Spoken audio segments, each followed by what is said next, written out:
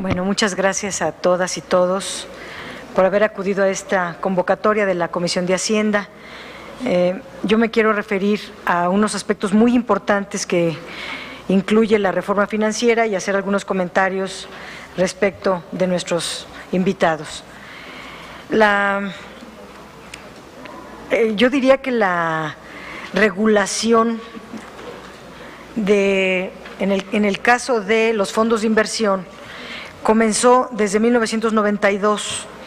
En México, antes de la crisis, se crearon las figuras estas de sociedades operadoras de fondos de inversión, que son las que controlan o organizan todos los fondos de inversión. Los recursos que manejan las sociedades, pues aquí los acaban de señalar. Yo solo quiero hacer una precisión en relación al capital extranjero. Si uno revisa los datos de la Comisión Nacional Bancaria y de Valores, el porcentaje de valores extranjeros es de 1.2%, 13.337 millones de pesos, no el 35%, sería un exceso. Claro, la reforma lo que ahora propone es que se vaya al 100%. Yo ahí lo que quisiera decir, la banca extranjera se lleva al exterior más fondos de los que invierte, de tal manera que si nos vamos a la experiencia concreta, no es recomendable esta extranjerización. Pero esta ley, esta reforma lo que pretende es regular. ¿Y cómo podemos garantizar o qué es lo que vamos a regular o cuál es el objetivo que se tiene? Pues garantizar la integridad, la solidez de los mercados financieros. Y para ello hay que regular los fondos de inversión, hay que darle seguimiento a los fondos comunes, hay que tener control en los instrumentos de alto riesgo, hay que evitar que estos fondos puedan incurrir en un riesgo sistémico. Hay que comprobar por parte de las autoridades que se esté respetando la ley, hay que supervisar a los gestores en sus procedimientos, hay que vigilar toda la comercialización de estos instrumentos. Pero decía yo que esta regulación comenzó en 1992, cuando todavía no se fusionaba la Comisión Nacional Bancaria con la de Valores, estaba la Comisión Nacional de Valores. La Comisión Nacional de Valores creó en aquel tiempo esto de lo que estoy hablando de las sociedades, de lo que habló el señor Luis Telles, perdón, las sociedades valuadoras de fondos de inversión, como unas sociedades independientes autorizadas siempre por la Comisión Nacional de Valores. Y su función es justamente la de transparentar el mercado de fondos de inversión. Estas valuadoras informan diariamente a la Comisión Nacional Bancaria y de Valores la evolución de los fondos de inversión y fueron, desde que se constituyeron a la fecha, constituyeron una verdadera muralla china para evitar lo que estaba pasando antes de que existieran estas figuras, para evitar la transferencia de pérdidas de los bancos a los fondos de inversión. Eso pasaba antes de que existieran estas figuras independientes. Por eso los fondos de inversión tuvieron una recuperación muy rápida en la crisis del 94-95 y en la última crisis, la del 97, que a nosotros nos pegó en el 98-99, el único caso que hubo fue el de Stanford, y eso que no se permite funcionar Stanford, no tiene permiso de funcionamiento en México, así que gran cosa no pasó, pero obedece a estas figuras independientes que están constantemente supervisando. Ahora la reforma financiera propone eliminar parcialmente el esquema regulatorio, y fíjense qué grave. Permite que las mismas sociedades operadoras de fondos de inversión queden como sociedades valuadoras, o sea que sean juez y parte. Desaparecen a los valuadores independientes o se fusionan con los evaluadores se fusionan con las sociedades valuadoras, pero las sociedades valuadoras de fondos de inversión forman parte de los mismos grupos financieros y por lo tanto se crean varios problemas. No voy a mencionar muchos, pero déjenme decirles, uno es conflicto de intereses, que los mismos administradores de los fondos sean los valuadores de los fondos. Esto no existe en ninguna parte. Se crea también se presta a la opacidad, ya que las sociedades operadoras de fondos de inversión cuentan con la información y quien tiene la información pues tiene ventaja en este tipo de negocios.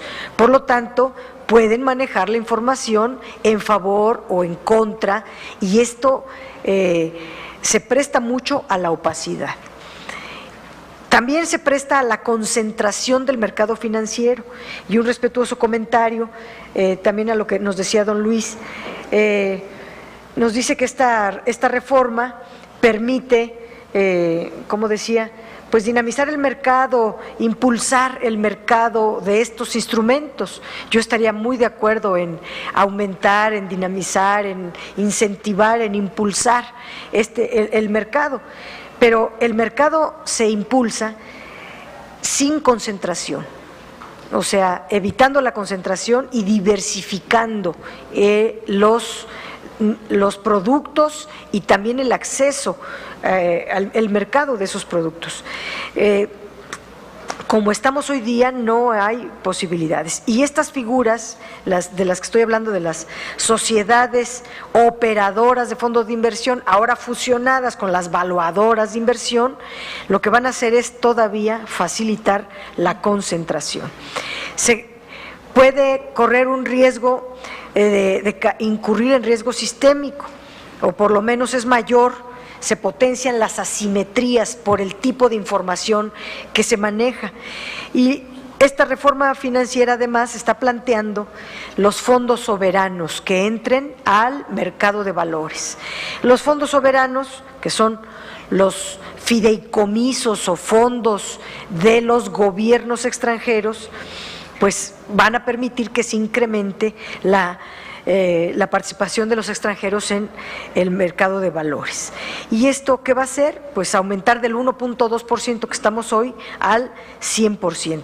En estas reuniones yo he explicado todas las veces los problemas que se pueden causar cuando un gobierno extranjero puede ser dueño de nuestro sistema financiero. No podemos hacer a unos sí y a otros no, nos decía, pero porque ahora solamente hay capital extranjero en los bancos. La reforma financiera lo extrapola a todo el mercado financiero, incluyendo, porque además no hizo ni siquiera discriminación, de por ejemplo las Afores.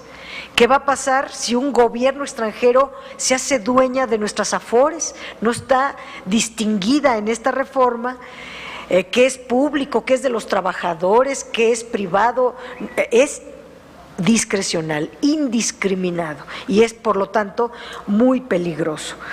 Yo diría que en el tema de las Afores, solo por citar el dato que está mencionando aquí, lo justo sería pues que si hay pérdidas en las Afores por una mala administración, no se paguen las cuotas, porque las cuotas que pagan los trabajadores por la administración de sus fondos, pues son altísimas, y si uno paga un servicio, pues es para que el servicio esté bien.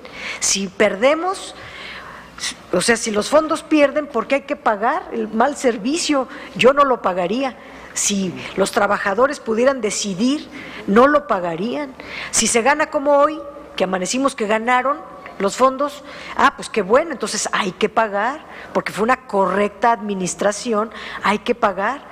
Pero si estamos perdiendo, más de las veces se pierde que las que se ganan, lo que hoy vivimos pues fue esporádico.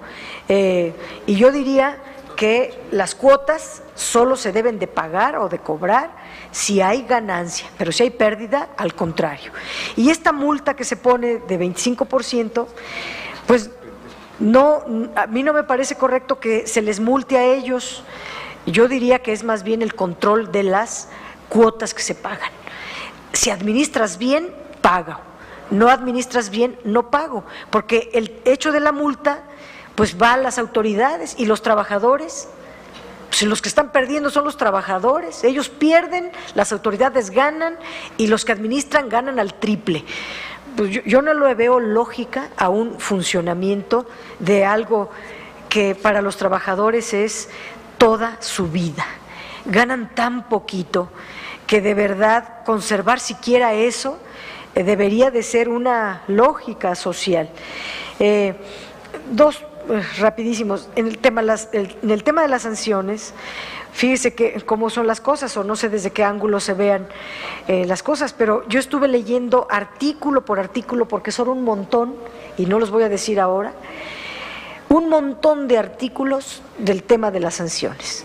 Y a mí me parecieron que las cuotas son muy bajas, o sea, las sanciones son muy bajas, que deberíamos de endurecer. Yo pondría como sanción mínima la más alta que le ponen aquí, porque son tan chiquitas que desde nuestro punto de vista, y podemos fundamentarlo en un momento dado.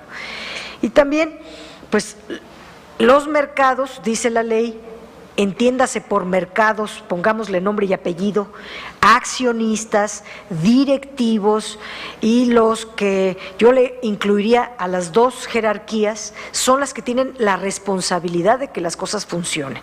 No los de abajo, no los empleados, los altos mandos y los accionistas son los que tendrían la responsabilidad. Si ellos no funcionan bien, pues tienen que ser sancionados. Y yo diría, si llevan a una institución a un rescate con recursos públicos, deben de ser expulsados del mercado financiero. No podría tolerarse que quebraron un quebranto mayúsculo como el del Fobapro y ahora los veamos como presidentes en la Asociación Mexicana de Bancos, o los veamos como directivos de los bancos o los megabancos. De verdad, esas cosas son, la impunidad es lo que ya no podría admitirse. Si estamos hablando de sanciones, digamos, si los directivos, los accionistas llevan bien, como hasta ahora, desde que se modificó la ley hasta ahora, las cosas han venido funcionando bien, bueno, con honrosas o deshonrosas excepciones en este caso, pero si van bien, no hay problema. Pero si hay una institución que no fue esto, fue en banca de desarrollo, en el tema de la sociedad federal hipotecaria, que implicó un rescate de 43,000 millones de pesos y siguen gobernando las sociedad hipotecaria, bueno, me parece un contrasentido. Ya parece que en la iniciativa privada o en una empresa, un directivo que lleva a la quiebra a una empresa, se le vuelve a contratar y hasta se le premia y se le dan compensaciones y se le contrata por otros. Eso no es de lógica, solo ocurre en México y en el sector público, y es lo que uno está tratando de evitar. Y en el tema de la supervisión, debe de haber una supervisión consolidada, profesional, cerrar todo tipo de hoyos legales, y para eso están las autoridades. Si las autoridades hacen una correcta supervisión, no va a pasar nada. Pero si no hacen una correcta supervisión, tienen que haber sanciones. No puede premiárseles que no hagan su trabajo y entonces hasta se les premie con un salario a valor de mercado. Son las observaciones que yo tengo para esta parte, aunque hay mucho que decir.